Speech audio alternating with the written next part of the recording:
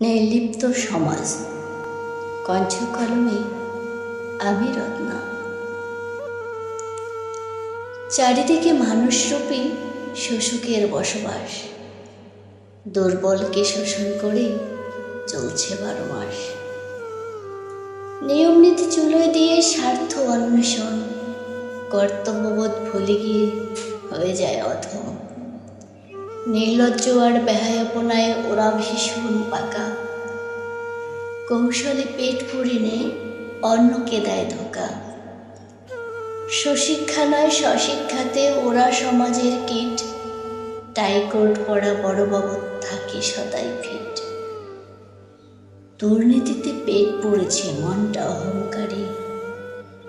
ইশারাতেই হচ্ছে আজও পকেটখানা ভারী। স্বার্থবাদী ভুরি ভুরি, প্রতিবাদীর অভাব।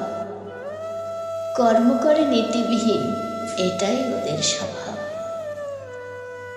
লাঞ্ছনার শিকার হয় প্রতিবাদী যারা, অসত্যের দাপটের কাছে সত্য যে আজ মরা। নির্লিপ্ত এই সমাজটাকে ঘৃণা জানায় মনে। স্রষ্টা যেন এদের বিচার করে সঙ্গোপনে। ধন্যবাদ সবাইকে।